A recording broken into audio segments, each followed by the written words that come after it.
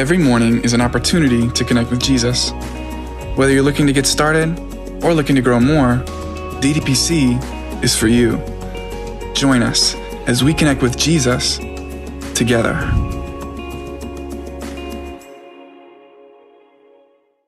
Well, good morning, everybody. Welcome to a bright new sunshiny day. Yeah, all right.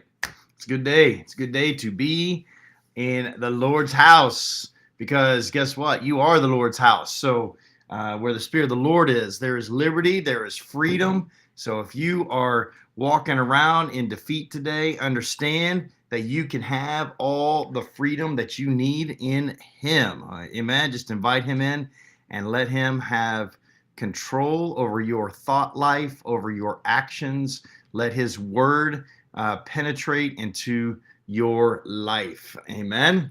All right. Well, it is good to have all of you guys on with us today, and looking forward to a wonderful day today, as God has established for us that this day has been crafted, and before you is set blessings and His faithfulness. So if we lean on Him and prop our lives up on Him, then we will flow in the blessings of God and we will see the faithfulness of God.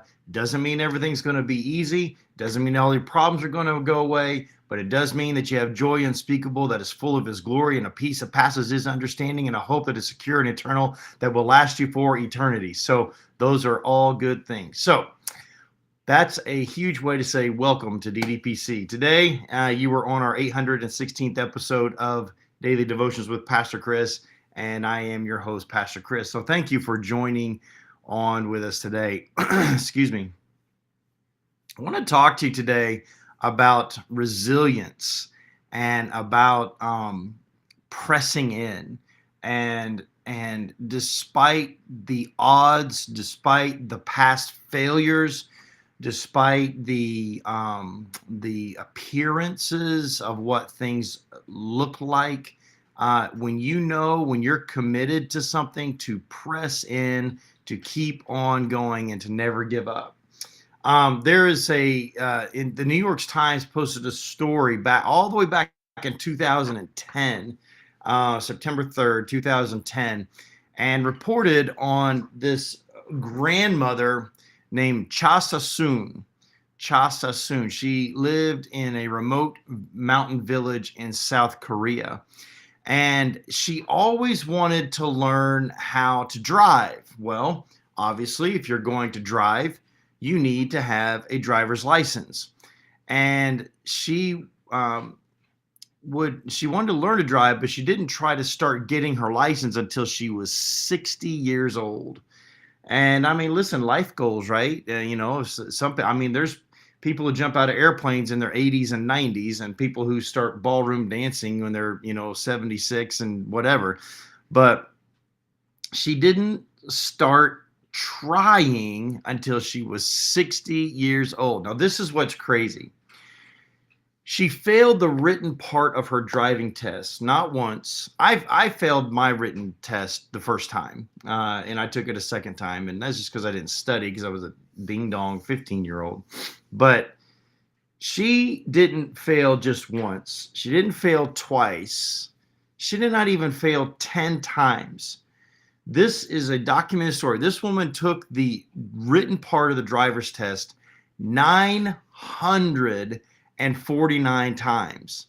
949 times. Guys, that's like if you took the test every day of the week, it would take you 3 years to cross nearly 3 years to cross the 950th, 49th day. And you would think that by round 30, you would kind of have the test memorized by then. But having never driven, a lot of the terminology in the test was new to her. So I want you just to pause for a minute and think, especially if you're 40 and north. If you back up and you think, okay, well, let's say you're 60 today, and you get a driver's license, you can take the written test at 15 and a half or 16, depending on where you're at in the country. Let's call it 16. I mean, that's like 44 years, right? So think about the amount of the way that technology changes just in a single decade, much less 4.5 decades, right?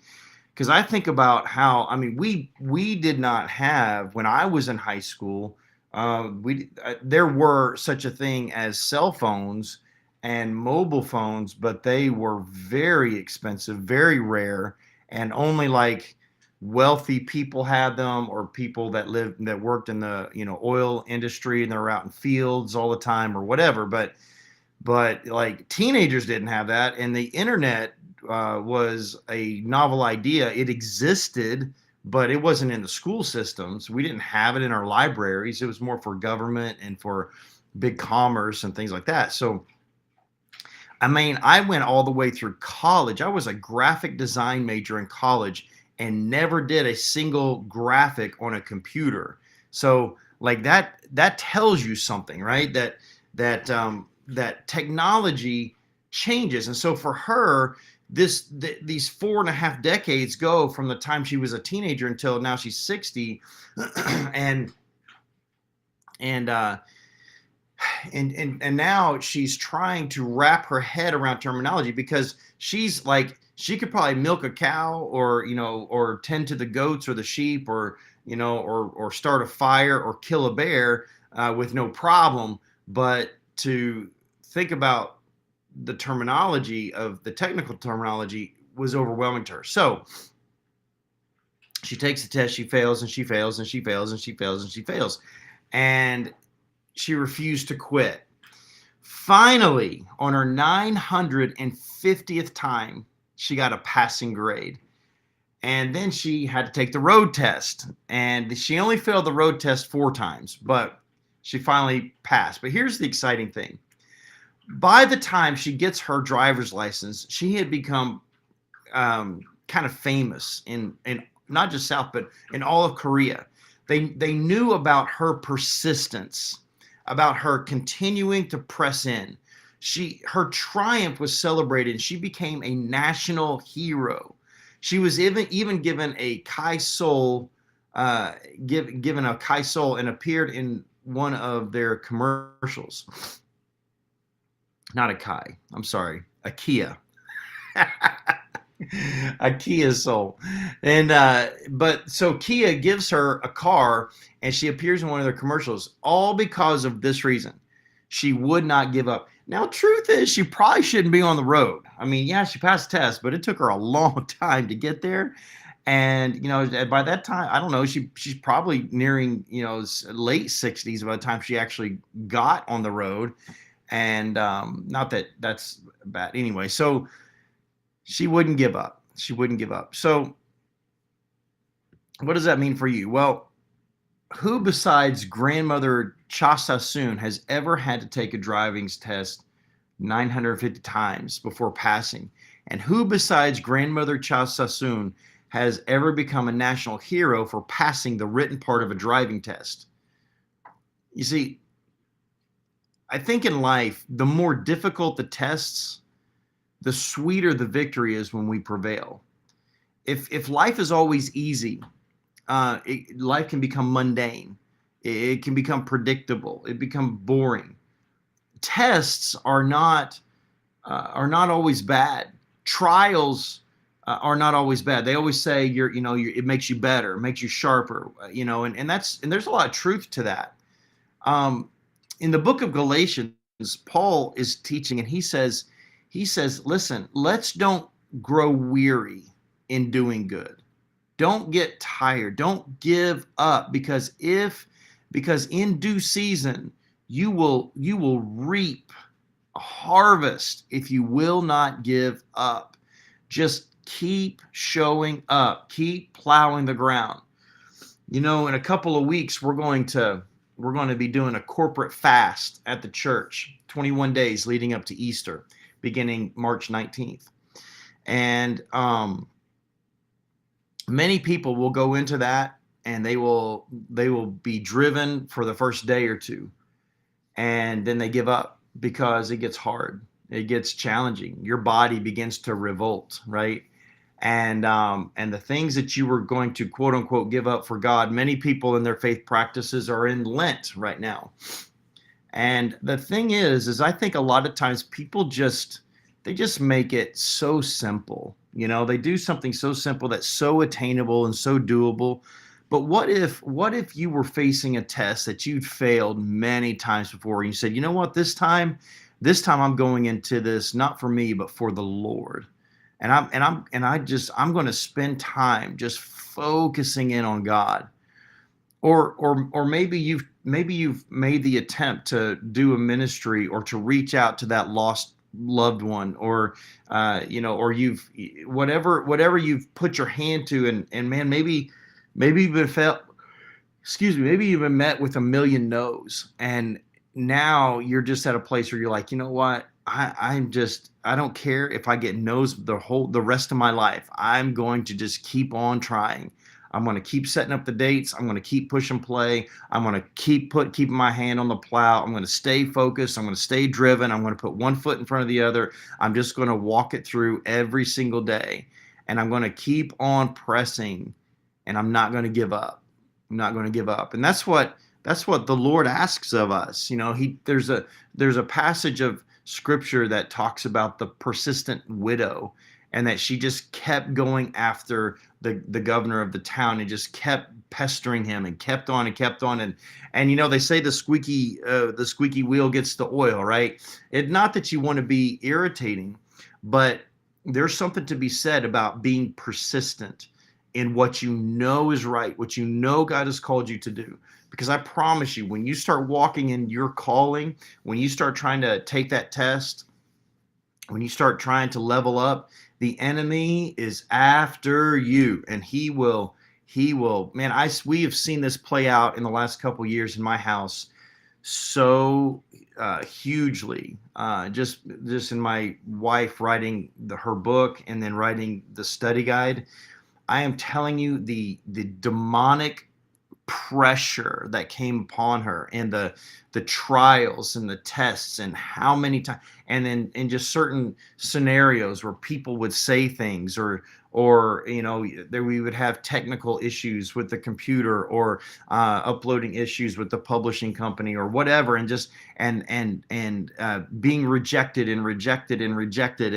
and our proof copies being accepted, but our author copies being rejected, and it's the same copy, and just like all kinds of things, and the sickness. And I mean, Jeanette got pneumonia, and she got RSV, and she was sick. She had a lot going on, and most of it nobody knew about, but it was every day. The enemy is just, you wake up and he's right there, and it's just a battle every day. And I want to encourage you, maybe you're like that. Maybe you're trying to walk out your calling, and maybe you're trying to achieve what God has impressed upon your heart to achieve, and the devil is right there at every turn, and he is trying to discourage you. And what's the point, and why even try? Because you're already 60, you've never had a car. Why get a license? You failed 949 times. Why do you keep going back? There's no point in this. You don't even need to drive. You haven't driven for 6 decades. Where you got to go? Everything you need is right here. What's the point? Why are you doing this?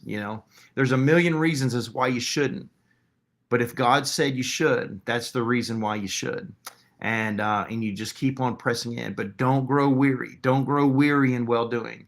Keep on going. Keep pressing in. Because listen, you don't need to think about tomorrow. You don't need to think about next week or next year or next month. All you need to think about is today. Rejoice in the Lord today, all right? Because today his blessings are new, and his faithfulness is here today. So enjoy that, all right? And let his presence be all over you. All right, sounds good. God bless you. Well, hello to some of you today. Let's go first to the world of Instagram. I'd like to say hello to my beautiful wife, Jeanette Lynn Willis, who is en route from taking Russell to school. Samantha Endress, nice to see you. Heather Onofrio, nice to have you today. Louisa, thank you for being on. E.T. Smith, thank you for joining us today. Tom Keefe, Kate Williams, Tanya Taylor, God bless you. Tony Fetchy, thanks for being on. Dr. Nancy Desjardins, good to see you. Susan Hotchkiss, always good to have you on. Elizabeth Orlando, welcome all of you. Tamara Wickham, nice to have you on. Mark, nice to see you today. RR Solo, that's Robin, good to have you on. Diane, thank you for being on Instagram with us. Thomas Jagoda is on live in Facebook land. Tara Menard, Renee Galuza, Kim Zabrowski, Eileen Toma, Len Pace, happy Wednesday to you. Rocco Baldino, Jacqueline Campoli, Lauren Green, Narda Allen, Deb Click, Scott Blakeman, Julie Chandler, Michael Ray Willis, Athena Detlefs, nice to see you. Sherry and Daniel and Jean and Melissa and Athena and Denise and Yvonne and Michelle and God bless all of you guys today. Welcome and thank you guys for joining us on. Aunt Cindy, thank you for being on. My nephew, Pastor Chris, he calls me.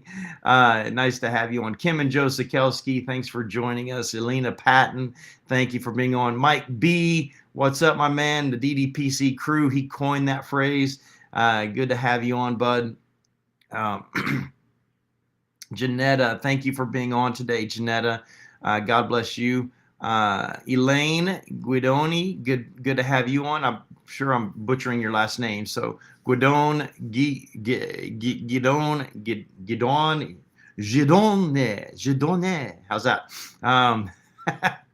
God bless you. Welcome. Thank you so much. Luis Morales, nice to have you, Luis. We got to get it set up, man. Call the office. Let's get a meeting together. All right. So that's it. That's what we got going on today. Have a blessed day, you guys. God bless you. And guess what? Today's only Wednesday, so I will see you tomorrow. Bye-bye.